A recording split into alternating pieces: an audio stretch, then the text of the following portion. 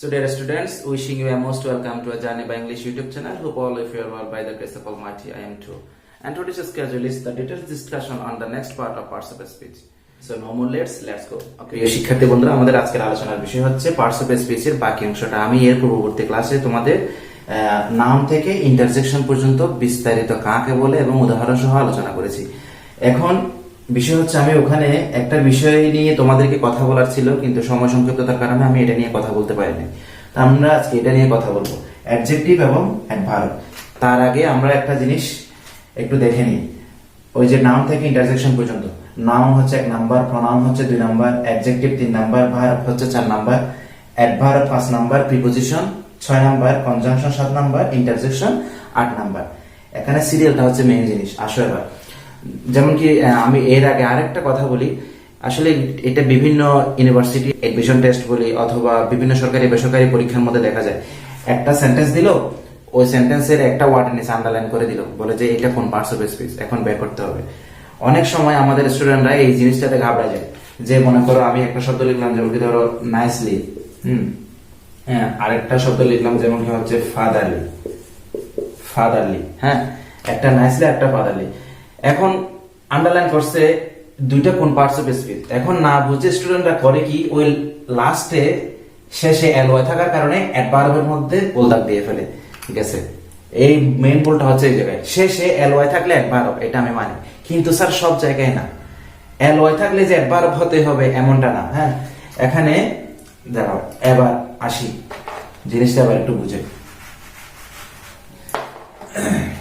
যেমন কি ধরো আমি একটা শব্দ লিখলাম হচ্ছে ফাদারলি, কি লিখলাম একটু আগে যেটা লিখলাম ফাদারলি, এরপরে লিখলাম হচ্ছে তোমার আর্লি, তারপরে কি লিখলাম কুইকলি, কি লিখলাম কুইকলি, এরপরে লিখলাম হচ্ছে স্লোলি, এরপরে লিখলাম হচ্ছে ফ্রেন্ডলি। একটা জিনিস দেখো তো, এখানে সবগুলো ওয়ার্ডের লাস্টে কিন্তু এলওয়াই আছে, কিন্তু এলওয়াই থাকলে যে অ্যাডভার্ব তা না। আমি এটা এখন ভেঙে বুঝিয়ে বলতেছি। এবার আসো তো ফাদারলি, ফাদার তাহলে বাবা না, এই যে এলওয়াই কথা এখন বাদ দাও, আগে ফাদার নিয়ে কথা বলি। তাহলে ফাদার বাবা, তাহলে বাবা এটা কোন পার্টস অফ স্পিচ স্যার? একদম নিঃসন্দেহে বলতে পারি দিস ইজ নাউন। কারণ কেন, আমি নাউনের ক্লাসের মধ্যে বলছিলাম, এর আগের ক্লাস আমি বলছি ব্যক্তি, বস্তু, প্রাণী, স্থান, চারটা জিনিস যখন বুঝাবে তখন সেটা নাম হয়ে যাবে। তাহলে ফাদার বাবা এটা একটা নাম, নেম অফ এ পারসন, একটা ব্যক্তি নাম। তাইলে ফাদার এটা হচ্ছে নাউন। এটা কি স্যার? এটা হচ্ছে নাউন। তাইলে নাউনের সাথে এলওয়াই যুক্ত হচ্ছে, এই যে লাস্টের এলওয়াই। তাইলে মনে করো নাউন হচ্ছে 1 নাম্বার। এবার সিরিয়াল আসো, আমি একটু আগে যে সিরিয়ালের কথা বলছি এবার আসো।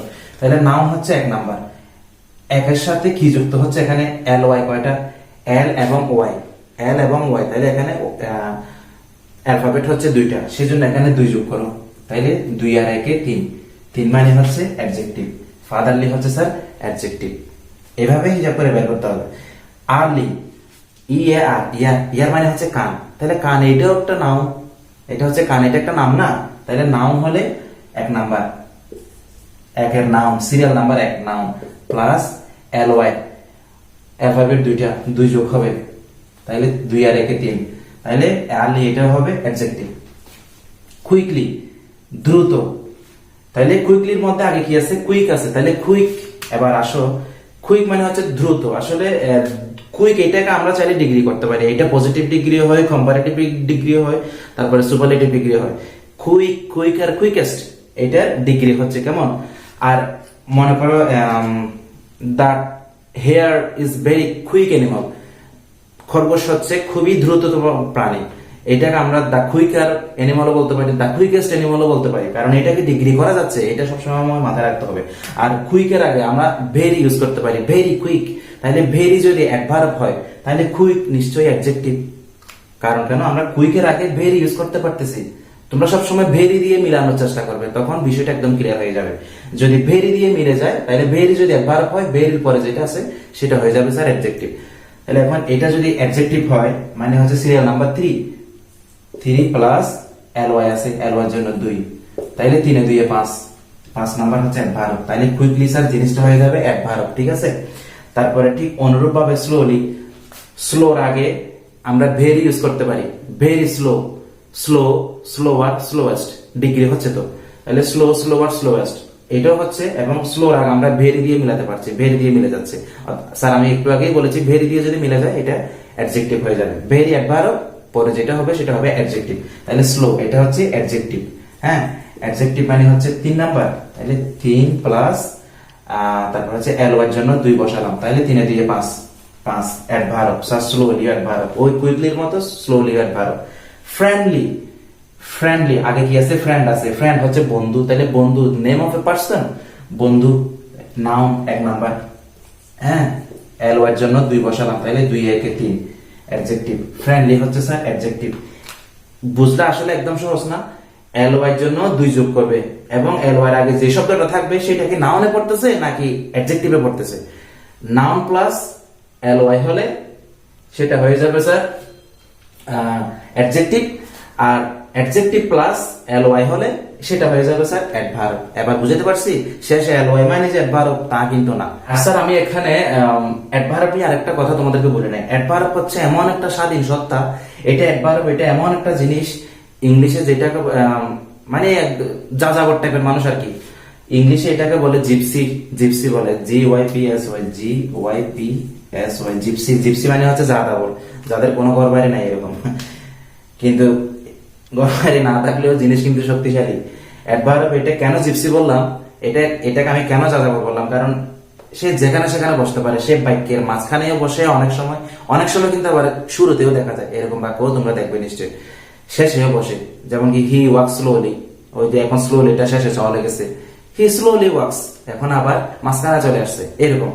অ্যাডভার্ব যেখানে সেখানে বসতে পারে। এর মাঝখানে তোমাদের এখানে এডিশনাল একটা ম্যাটার ইনক্লুড করি, নাউন চেনার উপায়। হ্যাঁ, যেমন কি আমি একটা উদাহরণ লিখলাম, the mother rose in her, মা, মাদার, এটা নাউন, নাউনের আগে দা বসছে। হ্যাঁ, ডিটারমিনার এটা, দা এটা হচ্ছে ডিটারমিনার। আমি ডিটারমিনার নিয়ে আরেকটা ক্লাস দিব, এটা তোমরা বুঝতে পারবে। দ্য মাদার এটা পুরোটাই হচ্ছে নাউন, আর রোজ উদিত হওয়া এটা হচ্ছে ভার্ব, আর এটা হচ্ছে অবজেক্ট, তাইলে সাবজেক্ট ভার্ব অবজেক্ট। হ্যাঁ, the mother rose in her, তার ভিতরে মাতৃত্বের উদয় হলো, তাইলে এখানে এটা পুরোটাই হচ্ছে নাউন, দ্য মাদার পুরোটাই হচ্ছে নাউন।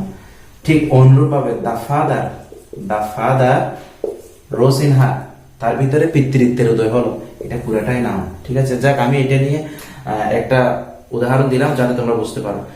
নাউন থেকে ইন্টারসেকশন পর্যন্ত আমি এগুলো তোমাদেরকে বিস্তারিত বুঝিয়েছি। আশা করছি অ্যাডজেক্টিভ এবং অ্যাডভার্ব চিনতে তোমাদের আর কোনো কষ্ট হবে না।